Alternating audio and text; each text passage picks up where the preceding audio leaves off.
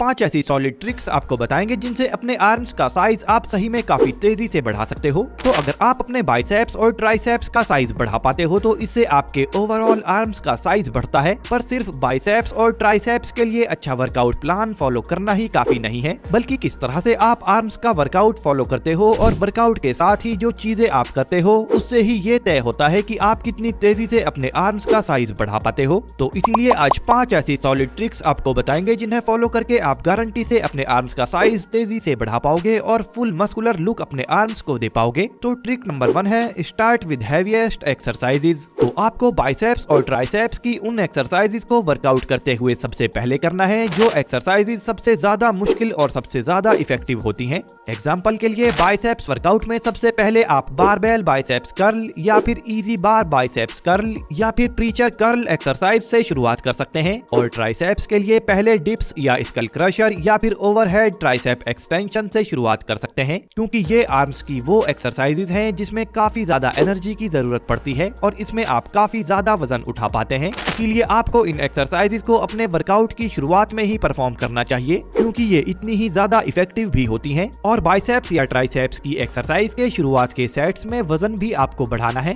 Example के लिए अगर आप बारबेल कर्ल में 20 किलो वजन उठा रहे हैं तब आपको 2.5 किलो की 2 प्लेट और डालकर 25 किलो वजन उठाना है, जो कि शायद आपके लिए थोड़ा मुश्किल होगा। पर अगर आप 20 किलो वेट के साथ 10 रैप्स निकाल रहे थे तो 25 किलो वेट के साथ शायद आप 6 या 8 रैप्स ही निकाल पाएं, पर यह भी आपके लिए अच्छा रहेगा, क्योंकि ज्यादा वेट के साथ अगर आप 6 या 7 रैप्स ही निकाल पाएंगे तो 1 महीने बाद ही आप 9 से 10 रैप्स भी ज्यादा वेट के साथ पूरा कर पाएंगे। फिर जब आप ज्यादा वेट के साथ 9 से 10 रैप्स निकालने लग जाएं तब आपको फिर से थोड़ा वजन बढ़ा देना चाहिए, जिससे फिर से आप कम रैप्स निकाल पाएंगे, पर 1 महीने बाद फिर से ज्यादा वजन के साथ ज्यादा रैप्स आप निकाल पाएंगे। इस तरह से आपको अगले कुछ महीनों तक वजन को बढ़ाते जाना है, जिससे आप ज्यादा वेट लोड के साथ ज्यादा स्ट्रेस अपने मसल्स पर टाइम टू टाइम बढ़ाते रह पाएंगे। और यही तरीका होता है जिससे आपके मसल्स का साइज नहीं रुकता और टाइम टू टाइम बढ़ता रहता है। और वेट बढ़ाने वाला ये काम आपको बाइसेप्स और ट्राइसेप्स के वर्कआउट के शुरू के 3 सेट में करना है। Number 2, push pull routine for arms. तो आपको ट्राइसेप्स और बाइसेप्स वर्कआउट को एक साथ करना है, यानी पहला सेट ट्राइसेप का आपको परफॉर्म करना है अपने ट्राइसेप वर्कआउट रूटीन से, और उसके एकदम बाद अपने बाइसेप्स वर्कआउट रूटीन का पहला सेट परफॉर्म आपको करना है। यानी इस तरह से ट्राइसेप और बाइसेप्स का एक सुपर सेट आपको लेना है और फिर 1 से 1.5 मिनट का रेस्ट करने के बाद फिर से आपको एक सेट ट्राइसेप का और एक सेट बाइसेप्स का करना है। और इसी तरह से आपको अपने बाइसेप्स और ट्राइसेप्स का वर्कआउट एक साथ करना है, जिसमें आप एक सेट ट्राइसेप का, फिर बिना ब्रेक लिए दूसरा सेट बाइसेप्स का, और इसी तरह से एक के बाद एक बाइसेप्स और ट्राइसेप्स की एक्सरसाइज को एक साथ मिलाकर पूरी एक्सरसाइज आपको करनी है। और ट्राइसेप्स और बाइसेप्स वर्कआउट एक साथ करने के बाद आपको अपने आर्म्स में जबरदस्त पंप देखने को मिलेगा, क्योंकि आपकी बॉडी आपके बाइसेप्स और ट्राइसेप्स तक एक साथ ज्यादा ब्लड पंप करेगी, जिससे दोनों साइड से आपकी आर्म्स का साइज पंपिंग की वजह से बढ़ेगा, जिससे कि सेल्यूलर दबाव बढ़ने की वजह से प्रोटीन सिंथेसिस बढ़ेगा और प्रोटीन ब्रेकडाउन मसल्स में कम होगा, जिससे कि ज्यादा मसल ग्रोथ आपके आर्म्स में होगी।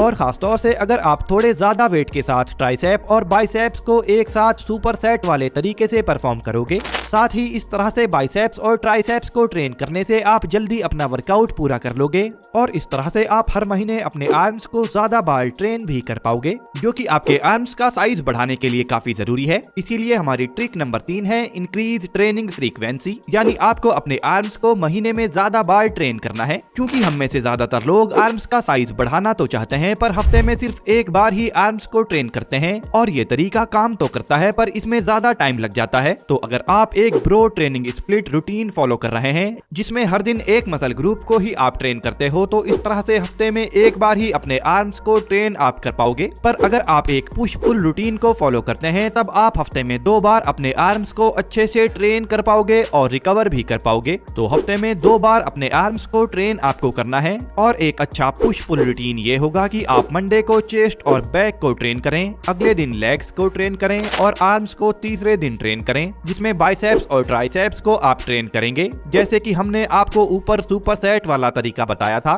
फिर चौथे दिन आप रेस्ट ले सकते हैं और हफ्ते के बाद के 3 दिन फिर से आपको हफ्ते के शुरू के 3 दिन वाला वर्कआउट फॉलो करना है। Trick number 4, push yourself to failure. तो आपको बाइसेप्स और ट्राइसेप्स की हर एक एक्सरसाइज के लास्ट वाले सेट में फेलियर तक जाना है। यानी अगर बाइसेप कर्ल के 3 सेट आप परफॉर्म कर रहे हैं तो तीसरे सेट को आपको तब तक परफॉर्म करना है जब तक आपके मसल्स पूरी तरह से ना थक जाएं और आपके अंदर जरा सी भी ताकत ना बचे और रैप्स करने के लिए। इसी तरह से बाइसेप्स और ट्राइसेप्स की हर एक एक्सरसाइज के आखिरी वाले सेट में आपको फेलियर तक जाना है। वैसे अगर आप हर एक्सरसाइज के तीसरे और आखिरी सेट में 10 रैप्स या ज्यादा परफॉर्म कर रहे हैं तो इसका मतलब यह है कि आप उस एक्सरसाइज को ज्यादा वेट के साथ परफॉर्म नहीं कर रहे, क्योंकि आपको इतना वेट एक्सरसाइज में लेना है कि पहले सेट में आप 12 रैप्स तक ही निकाल पाएं, दूसरे सेट में 9 से 12 रैप्स निकाल पाएं और तीसरे सेट में आप 8 से 9 रैप्स ही निकाल पाएं। ऐसा करने से ये कंफर्म होता है कि आप अपने वर्कआउट में प्रोग्रेसिव ओवरलोड को फॉलो कर रहे हैं, जो कि मसल ग्रोथ के लिए एक काफी जरूरी रूल है।